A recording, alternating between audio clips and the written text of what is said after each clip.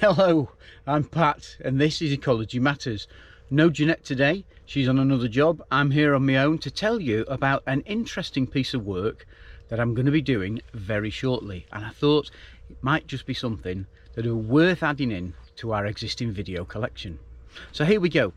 I've just had a journey all the way down to the East Midlands from Lancashire today to have a look at a hedge which is just behind where I'm holding the camera, where I'm filming.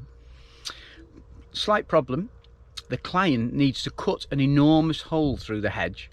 We're going to wander over, have a look at it, or weigh up what some of the issues might be. In particular, because we're in the middle of June, it's likely to be nesting birds, but we also know that there are badgers in the vicinity, could be one or two other things as well.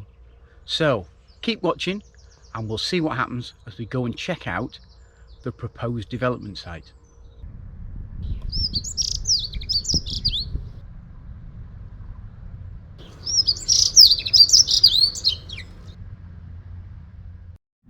Now then, one of the problems with a job like this, well, first of all, it's the fact that it's in the month of June, which means an awful lot of the bird activity is either over or isn't very obvious. Second one is that there's a lot of foliage grown up, so a couple of months ago it would have been brilliant. Not only would the bird song have been much more obvious, but there would have been a better chance of seeing the birds because they'd have been more visible because there wasn't quite so much leaf cover.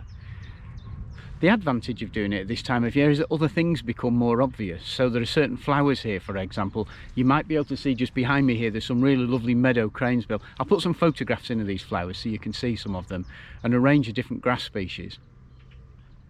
Those things wouldn't have been obvious earlier on in the year. So the job is to kind of weigh up what the issues might be and to take the client through those, and to guide them through the entire process from the start, now gathering the information, deciding what the issues might be, to when the works take place. Now they actually want to do the works tomorrow morning, believe it or not, so there's a bit of a rush on with this job, which is why I've nipped down here so quickly. Let's see what we can find today, and then we can make a kind of a decision as to what to say to them later on. Can you hear that chiff-chaff calling behind me? That's one of the birds that's very obvious just at the moment on this little stretch. So I've already found the first marker, thank goodness. They've not put it in very far actually. It's an interesting thing when you're trying to do work like this. We always try and get the client to mark up exactly what the extent of the proposed works is, so that we can have a good look and make our observations in an appropriate place. Not always straightforward, and using a green pin, albeit with a yellow marker on top, isn't always the best idea in amongst what you can see here. Just have a look as I pan this round. It's quite tall vegetation. The hedge itself is a very large, well-grown structure. It's not been managed for many years. In other words, it's not been cut back heavily, which means that it's developed into quite a complex system. And as a result of that, it gives an awful lot of diverse shelter and cover to a range of different species. Let's crack on and have a look along a little bit more of this, and I'll show you some of the plants as we go, and you can see just exactly what we're dealing with.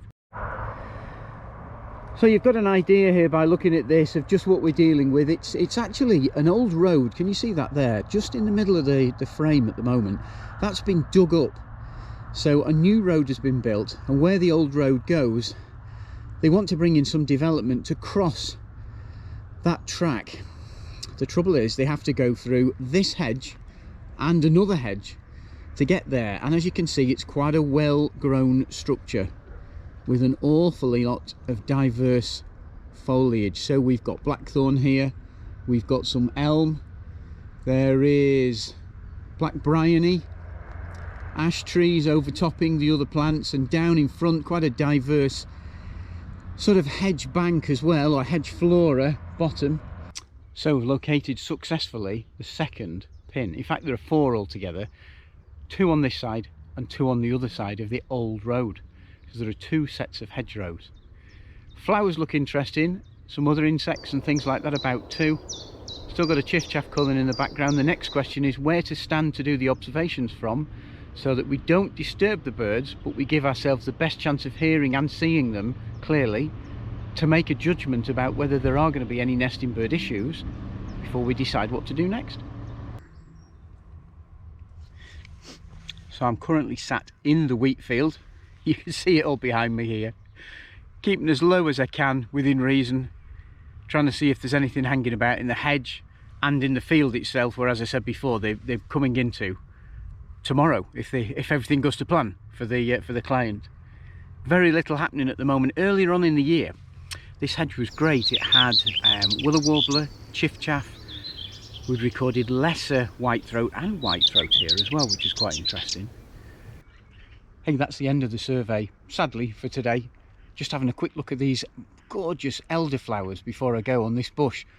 Unfortunately, this is going to be lost as well. It's just at the edge of the area that's going to be affected by the works.